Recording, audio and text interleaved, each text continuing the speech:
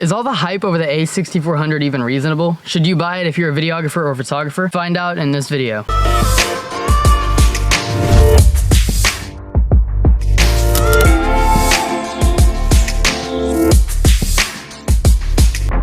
What's good, YouTube? JSoloFilms here, and today we're going to be talking about the Sony A6400. First of all, I'm going to go get my glasses. Way too sunny out here. All right, much better. I want to start off by saying this is a mirrorless camera. A lot of people have bad opinions about mirrorless cameras, but I honestly enjoy them. They're pretty good cameras. I don't think you have to have a DSLR. Like, a mirrorless camera is good too. The only difference you're going to see is that the mirror doesn't flip up when you take a picture or take a video. All right, well, let's start with some specs on this camera. This camera has a 24.2 megapixel sensor, so that's pretty good. It's pretty standard, but it's definitely a sharp camera.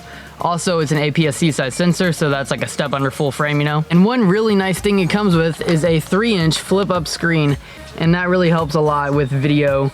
I mean, it helps with photo a little bit if you're taking selfies and all that, but for video, it really makes a difference. This camera also has 425 phase detection autofocus points. That's a lot of autofocus points, so that's gonna help out your focus quite a bit. For the processor, it uses the same one as the Sony A9, and that's ridiculous because that's like the top line camera, or one of the top line cameras that Sony makes. The Sony A9 is like thousands of dollars, this one's under $1,000, so the fact that they put that processor in this is, honestly, I couldn't believe it when I heard it. The good part is with this processor, you don't really run into overheating like you would on the Sony A6500, 6300, any of those cameras, you know. Even shooting in 4K, you're not really gonna have to worry about that. Even out in sunny weather, like, I'm gonna overheat quicker than this camera is. Like, literally, I'm probably about to fall over and die or something. Speaking of that, I'm gonna try to go get in the shade. I'm kind of done with this. But anyways, about shooting in 4K, that brings me to my next point. This camera can shoot in 4K at 30 FPS with a little bit of crop, not much, and then it can also shoot in 24 FPS with no crop. The crazy thing is, this camera is actually downscaled from 6K. And by the way, I don't want you to think I'm shooting on the Sony right now.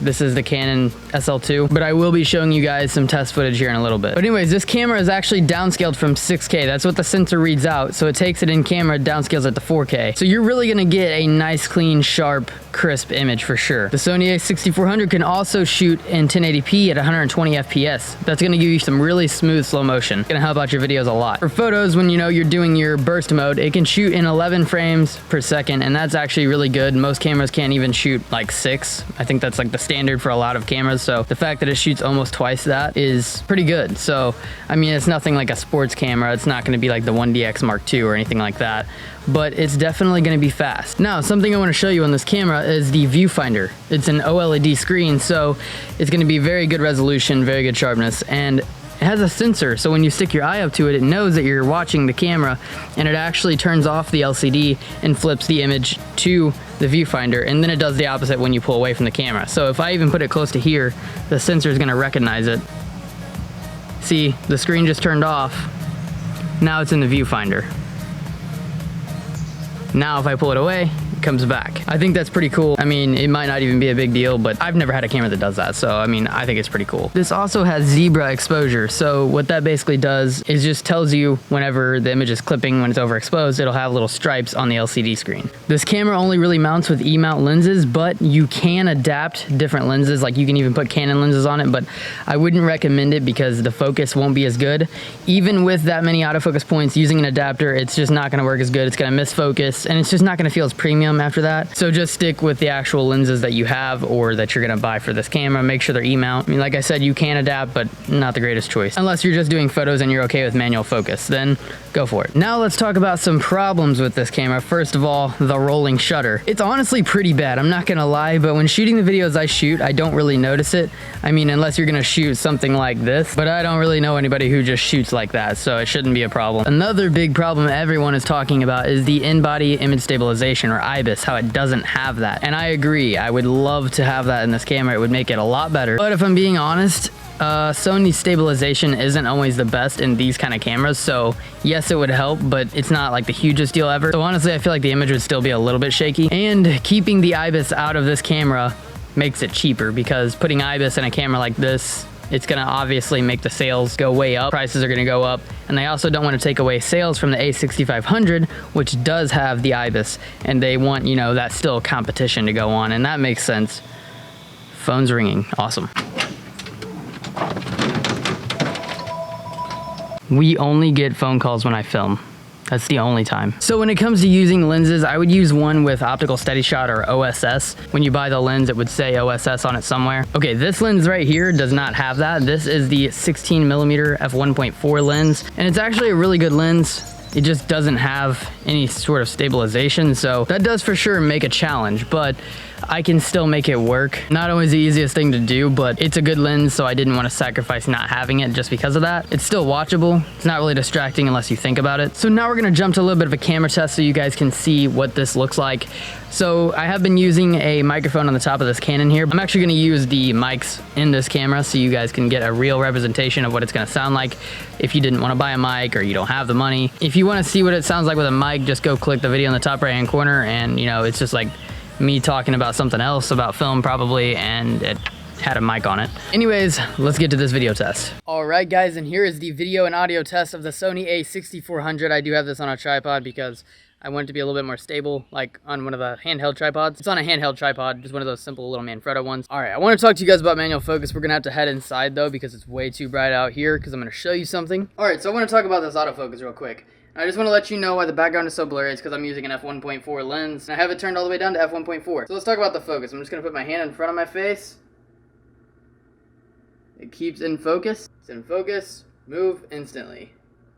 In focus, move instantly. Every time. It's so fast, it's unbelievable. And obviously manual focus is an option and everything, but I just don't really need to use that anymore. Ever since I got this camera, I can just rely on the autofocus. Like, I've used manual focus I think once. So as you can see, the image isn't, you know, the most stable or anything like that, but I wouldn't say it's disturbingly shaky. I mean, I can walk around and it gets a little bit on the shaky side, I get that. It's not to the point where you don't want to watch it, but if you don't watch what you're doing, it will definitely get to that point. If you're somebody who just does these locked off tripod shots, well then, you know, literally you don't even need stabilization. So at that point, it doesn't matter to you at all if you're one of those sit down talking YouTubers, you know. For vlogging, it would be nice to have, but like I said, I can live without it. Here pretty soon though, I'm probably gonna invest in a lens with some OSS in it because it would be nice to have. The lens I want's pretty expensive though, so it might be a little bit. Went ahead and broke my shutter speed rule for you guys so you guys can see how fast the autofocus is. All you gotta do is tap to focus. So fast, like literally as soon as I tap, it's right in focus. It has no struggles, and I can come up really close with this lens too. Imagine like a gimbal shot like that. I have a gimbal and I could like glide it back, or I could even add warp stabilization to that and make a cinematic shot out of it. I could tap on the mic, then tap on the screen over here to focus on that. Everything's just instant, guys. All right, and now we're back on the Canon. All right, let's talk about the battery life of the Sony. It's better than the A6500 and 6300, but it's not great by any means. Like, I've definitely noticed that it dies pretty decently quickly, especially when shooting in 4K or 120 FPS in 1080. So you might want to buy a second battery. I haven't had to buy one yet, but I really should. Another really nice thing about the Sony A6400 is that you can record for unlimited time. Like, until your SD card runs out of space or until your battery dies, you can just keep rolling. This camera right here, after 30 minutes of recording, it would automatically shut off. You don't have to deal with that with the Sony unless, you know, your battery dies or your SD card fills up. And one more thing, the flip screen, you know, looks really good, but another good part about it is even in sunny weather, it's great because in 4K it doesn't dim. Pretty much any camera that you shoot with like this one will dim in 4K, but this one doesn't, and you can even keep the sunny setting on, so it's gonna help out a lot. You can still see it outside perfectly, and if you have any problems with that, for any reason, you can still always use the viewfinder in video mode. And the viewfinder is bright enough even through my sunglasses, I can see it just fine. So what's my opinion on the Sony A6400? I think it's actually really good. Yeah, of course it has its flaws, but for the price, yeah, it's definitely a good camera. Like, to be honest, I haven't seen a camera that's good for under $1,000, or at least used one. I mean, there might be more out there. I'm not saying that it doesn't exist. I'm just saying for something under $1,000, this thing is a beast. But of course, you're gonna have to buy lenses for it and all that. And if you're anything like me, you're gonna scroll through Amazon for like hours and hours just trying to find another lens to buy and, you know, empty your bank account on.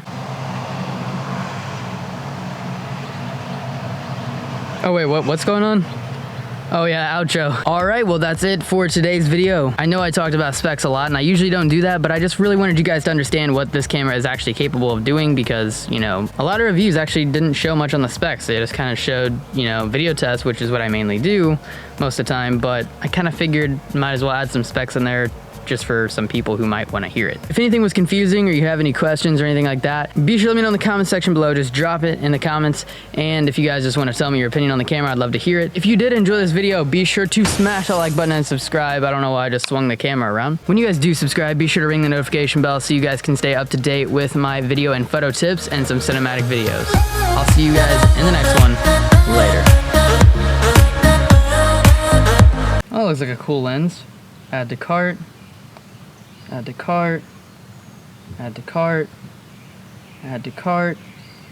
Add to cart. Add to cart.